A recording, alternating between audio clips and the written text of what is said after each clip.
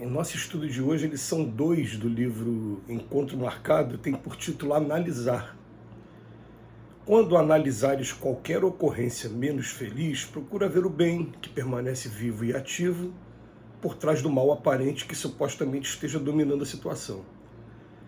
Muitos daqueles que foram trazidos ao painel obscuro das provas com o objetivo de auxiliar os entes queridos a removê-las, simplesmente complicam-nas pelo hábito de se fixarem nas trevas com o esquecimento da nossa obrigação de clarear fraternalmente o caminho. Que dizer do bombeiro que atirasse petróleo à fogueira sob o pretexto de extinguir as chamas do incêndio? Sempre que as circunstâncias te coloquem no tribunal da própria observação algum quadro de sofrimento ou desequilíbrio, deixa que o ar puro da fé positiva no valor do serviço te ventile a cabeça e surpreenderás o ângulo propício ao consolo ou à recuperação que te cabe empreender. Se ouves o comunicado inquietante, descerra as portas da alma à inspiração do otimismo e encontrarás para logo a palavra-chave destinada à solução dos casos mais aflitivos. Se um amigo te confia decepções e pesares, recorda que o doente procura o médico para reduzir a enfermidade ou suprimi-lo e não lhe piore a angústia, pronunciando frases sombrias. Pessimismo e azedume transformam pequeninos contratempos da vida em desastres grandes do coração. Ninguém progride ou se aperfeiçoa sem o contato social, o que vale afirmar que é preciso não apenas saber viver, mas também conviver. O mecanismo das relações humanas, no fundo, assemelha-se à máquina que a indústria aciona em benefício da humanidade. E para que um engenho vulgar funcione devidamente lubrificado, ninguém se lembrará de atirar-lhe um punhado de areia nas engrenagens com a ideia de liquidar o problema do atrito.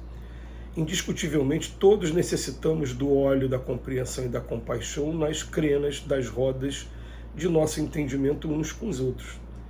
Em verdade, o aprendizado evolutivo não dispensa o trabalho da análise. Olhos são instrumentos para ver. Discernimento exige raciocinar. Todos, porém, que já despertaram para a responsabilidade de construir e elevar, são chamados a ver e raciocinar para o bem comum. Recordemos que se o Senhor nos permite identificar a presença do mal, isso ocorre não para que venhamos a intensificar a esfera de influência do mal, e sim para que nos decidamos a cooperar com ele na supressão da sombra em benefício da luz. Nós que conhecemos de perto a importância da beneficência endereçada ao corpo, estendendo alimento e remédio, saibamos praticar a beneficência devida ao espírito, distribuindo o donativo da esperança e a caridade da boa impressão. E a gente fazendo a leitura desse texto de hoje, a gente estava pensando em quais são os tipos de postura que a gente toma diante de alguns problemas que se aparecem para a gente. A gente tem aquela postura assim, primeira coisa, eu não vou me meter e vou sair de perto para evitar que eu participe de algum problema, que algum problema chegue até a mim. Essa é uma postura. Uma outra postura é aquela postura assim, eu começo a analisar de fora, emito o meu julgamento, fico a favor de uma ou de outra parte e me posiciono dessa maneira totalmente contrária àquele que eu julguei que estivesse errado. O Emmanuel está convidando a gente a uma terceira postura. Quando você vê um problema, em primeiro lugar, a gente fica quieto, analisando. Em segundo lugar, eu só vou interferir se for para ajudar. É uma postura que começa a ser preocupação, né, do cristão mais sincero, porque a gente começa a pensar assim, peraí, se for para eu interferir, para atacar mais fogo, para trazer mais problemas, é melhor a gente ficar quieto, e a gente tem que ter um discernimento muito grande, que é uma das coisas marcantes na doutrina espírita, que dentro dessas palestras espíritas que eu tive a oportunidade de assistir, foi Divaldo Pereira Franco contando a história da sua irmã, da Nair, quando ela se suicidou, e ele falando assim, não, minha irmã se suicidou por conta de uma amiga, a amiga da onça. Como assim amiga da onça? Porque a amiga descobriu que estava tendo um caso de infidelidade do marido da Nair, e a primeira coisa que ela fez foi correr para a Nair e falar, eu tenho que te contar, porque você é minha amiga, e contou que ela estava sendo traída. Ela não aguentou a dor da traição e acabou tirando a própria vida. Então, quer dizer, a amiga da Nair achou que estivesse ajudando. e na verdade ela acabou precipitando a Anaí no suicídio. Então, quer dizer, muitas das vezes a gente fala assim, né, até por questão de orgulho, de vaidade, comigo não, com meu amigo não. Ó, eu por ser seu amigo, eu vou ter que te falar isso, tá? Vai ser duro para você, mas eu vou ter que te falar. E aí traz uma notícia qualquer que vai trazer uma falta de estabilidade, vai trazer um problema muito grave. Aí você fica assim, então eu não vou ser amigo de verdade se eu não comentar, se eu aceitar aquela situação. Não, ninguém está convidando a gente a aceitar a situação. Está convidando a gente simplesmente a se colocar naquela postura de, se vai interferir de alguma maneira, estou interferindo ajudando ou estou interferindo atrapalhando? Que muitas das vezes a gente acha que ajuda, quando na verdade a gente está atrapalhando muito e trazendo muitos problemas, muitas complicações.